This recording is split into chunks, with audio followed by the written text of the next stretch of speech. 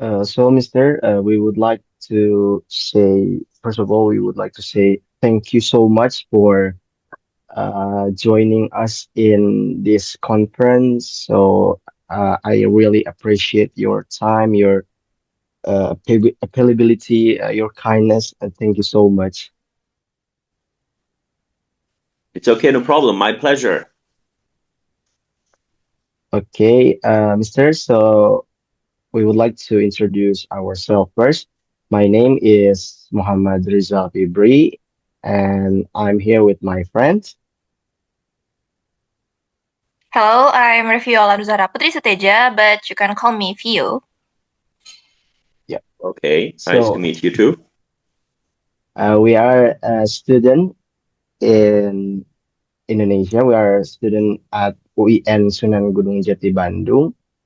We're in English Education Department. So we have a task for interviewing a teacher from another country. Like, so I maybe my friend Refiola can tell you about the first the reason why we maybe we call you, we try to direct message your IG, and Refiola maybe would like to share his her what is it, her statement. Okay, no problem. I think you contacted me on Instagram, right, Raviola? Yes, because, well, before me, Rizal already mutualed with you before. The one recommend me to contact you. Okay, that's nice. So So Mr. you Shuaib, both are in the same class. yeah, we are both in the You are same classmates. class. Yeah, we are from our lecture got command to make a pair and find a teacher from another country. Okay, good, good. That's fine. Okay, So you are Mister. from So Bandung. yeah, we are both from Bandung, sir. Have Okay, you that's nice. already go to Bandung or Indonesia? No, I have been to Malaysia, but it's a little bit similar. Some Indonesian friends from there, so I Okay, know a little bit about. Yeah. okay. So, Mr. Swipe, we would like to jump to our first question. Is that okay? Okay. Yes, no problem. Go ahead. Mr. Swipe, can you tell us a little about yourself and your teaching background? Okay, my name is Shuaib Yunus. I am an English teacher. I have done masters in English language and literature. Besides that, I also have a TEFL and TESOL certificate for English teachers. And I used to be a high school English teacher for many years. I teach English, business, and some practice. So I have been teaching, like I said, for more than 11 years now. Oh, I live in Pakistan. Oh, I have been working in Pakistan as well. Yeah. oh, wow, that's a great experience from you. And yeah, it's no, you have a great experience in teaching. Great job. So Thank you. Thank I'm you so much. sorry. I'm a little bit nervous.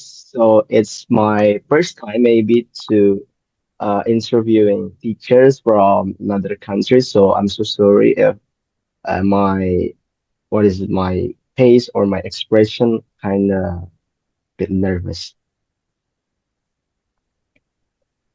No problem. It's okay. You're doing good. Thank you, sir.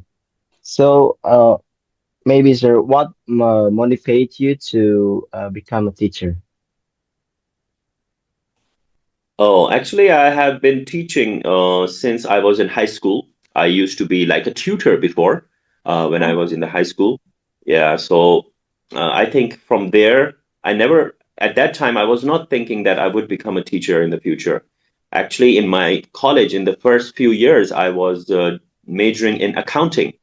And when I started working part-time as an accountant after 2 years, completing my associate's degree in accounting, I realized that I don't enjoy working in the office. I enjoy more, teaching students and, giving lectures to the students and helping them out. So then I changed and then I started doing masters. First I did bachelor's and then I did masters in English language and literature. So I think my motivation came from when I was teaching, when I was tutoring the students in the high school. And yeah, from there on, I thought that I just want to become a teacher, nothing else. Wow, that's good. Maybe Reviola, yeah, you Thank have you. another questions for Mr. Swipe? Okay. Okay. So, Mr. Shuaib, you mentioned before that you already uh teach for 11 years, right? I have been teaching English for 11 years. So it's around 2013 or 2014. Yes, 2014. Okay, it's so long. And based on your experience, what kind of teaching methods that you find the most effective in your classes, especially that you said before you you learn at an online learning session, right? Yeah, I also teach online, yes. Okay, So so think for what when I'm teaching, yeah, yeah, when I'm teaching like spoken English, because most of my students are not from my country, from Pakistan. So I use direct method of teaching, like teaching English in English. So I think it is very effective. Maybe sometimes for the beginners, it's a little bit difficult in the beginning, but as okay. they start taking classes on regular basis and they get used to English, so they can improve faster. I think direct method of teaching is better if you want to teach a language, any language, not just English. So I always try that. Even when I was teaching in the high school, I always encourage my students to speak in English during the class, because sometimes Oh, the environment is not like English speaking environment in our country. So in the high yeah. school, there's no English speaking environment. So that's why the students would like to talk in our own native language. But I always recommended them or encouraged to speak in English. And those students who followed, they improved at least they improved their spoken English very well. Okay. And then what kind of your focus when you're teaching? Like, do you teach speaking or writing or listening? It's different. Now I'm teaching different courses. There is a spoken English course, so that is mostly about speaking and listening, and then there is business English course. So that is for people who are already working, so they want to improve their business English skills. So I would teach them like some speaking and also some writing tips. I will give them. And when I'm teaching test preparation like IELTS, TOEFL, then I have to teach them everything: reading, writing, listening, and speaking. Oh, all right. So you teach all of the course. That's Yes, really yes, interesting. So maybe sir, yes. Thank I you. want to ask again. You have more than five students, right? Maybe in and from different countries, or when you Yes, are yes. I have taught yeah, many students. or maybe when you are teaching in the high school, how do you engage students who are less motivated to learn English? Yeah, actually, the class size where I used to teach wasn't very big, like around 20 students or 25 the most, sometimes maybe 30. So it's not very difficult to motivate all of the students. You just have to sometimes, think at their level. Like obviously in one class, there will be some students who are already motivated, but there are some students that the teachers have to motivate. So there are different ways, you have to be very friendly with them, and talk to them just like a friend sometimes, so that they understand. Otherwise, if you become like a teacher and you're always very strict, so there will be a little bit of distance between the student and the teacher. So sometimes they will not, share their problems with you. So I think with students, especially high school level students, the students are already adults or almost adults. So you have to be friendly with them, and like that, you can motivate them, because as a teacher you have to know your students' personalities. Every student is different, so you have to deal with students differently. Okay, so when you try to motivate them, so you try to be their friends, right? Yeah, like there is a little bit of gap, but Yeah, still, yeah, yeah. not be very strict with them, very friendly with them. Yeah. Yeah, so yeah, I understand what you're saying. Like same in Indonesia here, like some people, like some students, right, are lazy to learn English because English are maybe second language or maybe third language or fourth language or maybe it uh not important for our life like in Indonesia, but sometimes yeah we try to engage them a little by little uh I think we should learn them since they're uh kindergarten. Are you agree or no? Yes, I think mostly in like non-native English speaking countries. um, Now I think most of the countries, they would teach the students since kindergarten English. But the problem is sometimes they teach English as a subject, not like a language. So Ah, if you teach that as a subject, they will just think that this is just one subject. We need to pass the exam. You know. So once they pass the exam, they don't, review, or they don't practice it in their daily life. So that's why probably at the end of the high school, they can read English, they can write English, but their speaking is not good because they don't have the speaking environment. And even in the class, the teacher's focus is to make them memorize the word language itself. So that is a problem in non-native English speaking countries. Okay. Yes, I agree with you. Yes, because in Indonesia, the teachers usually give a task to the students to remember the vocabs. So the students will really kind of boring because there's another weeks of another vocabs. Yes, that's right. So once they learn and then pass the test, then they don't go back to those vocabulary, and then they would forget it if they don't use it, right? Yeah. yeah. And then Yeah. uh, when you teach, can you the memorable experience that you have? Maybe like when you first teach or something like that. Yeah, when I first started teaching, especially in my country in high school. So before that, the teachers were just teaching, like giving them homework or classwork, and they would just copy the things in the notebook, and they would memorize for the test. But when I first started going there, I also engaged them in speaking. In my first day, I told them to introduce yourself, all the students, in English. So it was kind of, different for them. So it was a little bit fun. Some of them couldn't speak much, but still they tried.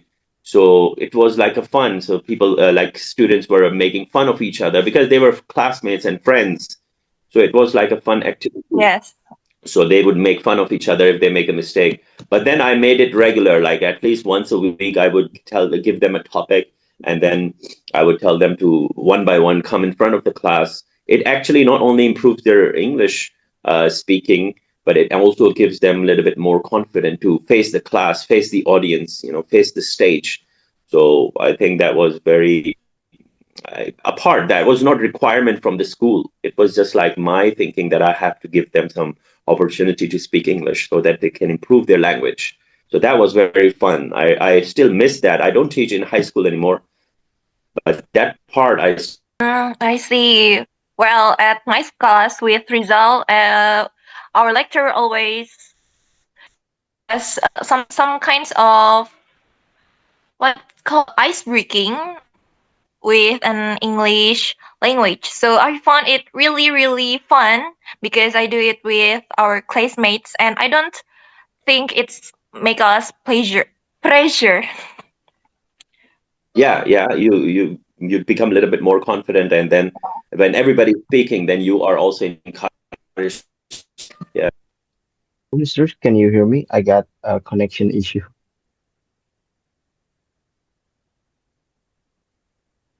Hello, can you hear me? Yeah. Uh, Hello, can you hear connection me? issue. Yeah. Yes, it's I clear. can hear you. I can hear you, Okay. sir. So, like you said before, so maybe teaching English could be bringing more fun than got pressure on students. Yes, that's right. When you engage everybody in the class, so it becomes a little bit fun because sometimes some students, like the backbenchers, they wouldn't like to participate in the class. So you have to motivate them also. And you need to make them part of the class, because sometimes some students, they in their mind, they just think, oh, English is very difficult, I cannot do it.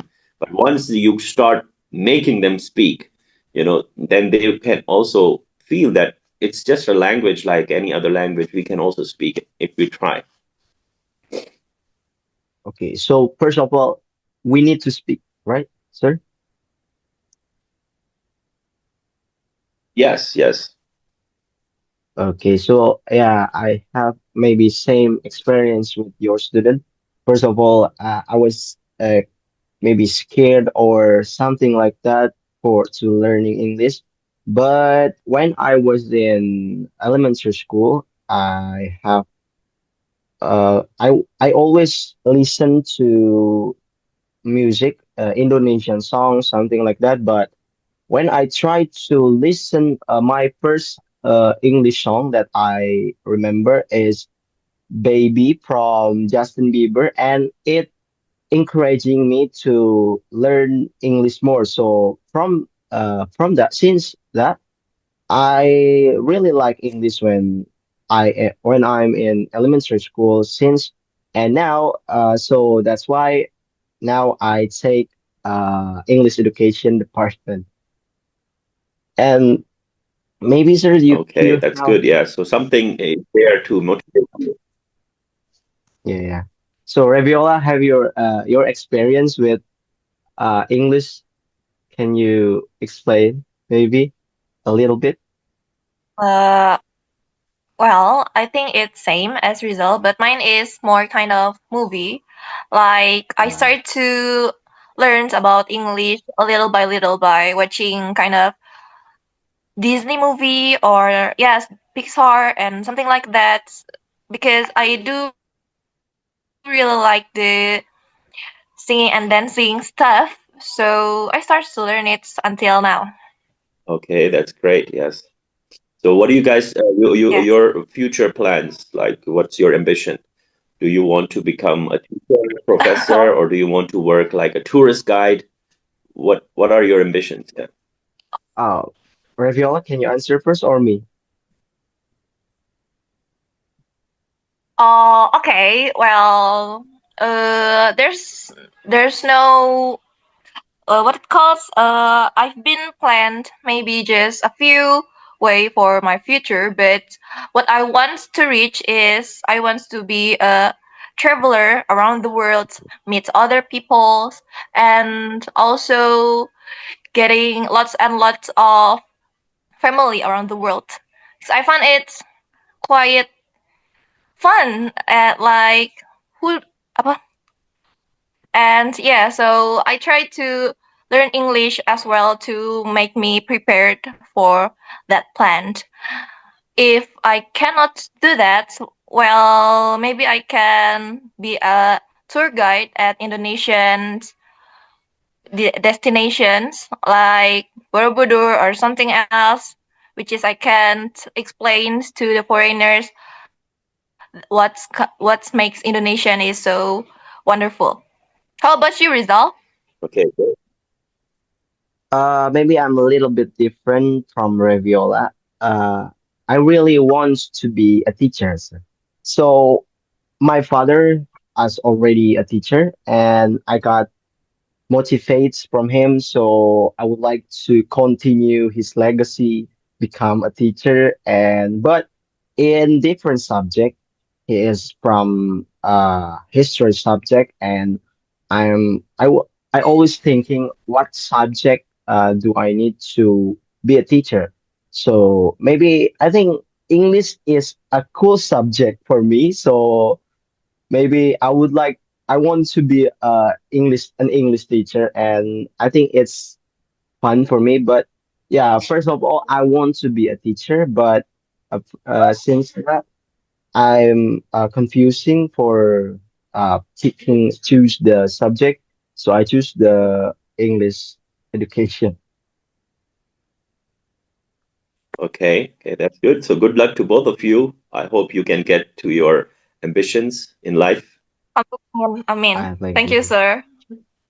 Oh, sir, maybe I have a Welcome. question. Another question. What do Yes. you think person makes a good teacher? Like, you have any answer for this question? I think first of all, you should have the knowledge. You should be very knowledgeable in the subject that you're teaching.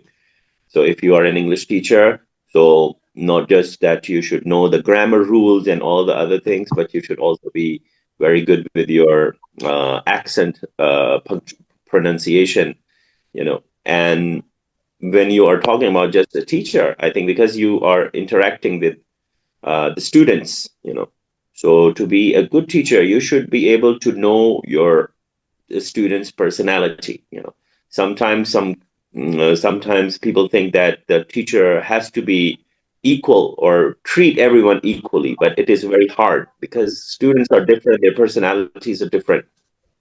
So you have to treat them according to their personality individually. You should know your students' personality and how you can motivate them. If you don't know them, so there is very difficult chance for you to motivate every single one of them. Probably you will be a good teacher for the students who want to improve, but all those who do the challenge. So for that, you need to know them and you need to know what they like in their daily life. So sometimes probably you can also give examples about their daily lives or what they are going through or what are their hobbies, who they are fan of, so then you can engage the students more. So I think their knowledge is very important. The subject that you're teaching, you should have a very good knowledge of it. But at the same time, you should also be knowledgeable of your students' personalities. Oh, wow. That's a great. Thank you so much, sir. So maybe You're for welcome. the last questions for me, ha any advice from you for us to who wants to be an who wants to be a teacher in the future? Like, uh, you must be blah blah blah, or we are must to blah blah blah. Can you answer this question? Yeah, I think like if you want to, join any kind of profession, if you want to be a teacher, then definitely you should have a good knowledge of it. You should be prepared. Like if you become a soldier in the army, you should have all your weapons with you, right? So similarly, if you want to Yeah. become a teacher, you should have all the knowledge with you. Like for example, if you should know the grammar very well, you should be very good in pronouncing, and your accent should be very good, so that you can impress your students. Because sometimes some students would judge their teacher if a teacher is making a mistake, or if a Yeah. teacher has done something wrong, then they will not be very much impressed by you. So the first thing is you have to be the role model. If you are speaking English very well, you have a very good command on English, then the students will be motivated, and then they would like to be if probably some of them want to be an English teacher like you, so they would look up to you, and then they would try to follow you. You will be like a role model for them. Wow. That's great. Thank you so much, sir. So, You're welcome. maybe uh, th uh, these are our questions for today. Again, I want to say thank you very much for joining us in this conference, sir. You're welcome. It's my pleasure. That's all. That's enough. Thank you so much again. I really Okay. Okay. Thank appreciate you. your time, your kindness, your answer, your You really help us motivation for us. for our class. Thank you so So this much. is Okay. Thank you. Thank you. the Good luck. Good luck for your project. I hope you get full marks. Amin. Amin. Thank you so much. See you maybe Thank you next so time. much. Thank you so much, sir. Thank you. Thank you. So Thank see you you. Bye Bye. later. bye. Have a nice Bye day. bye.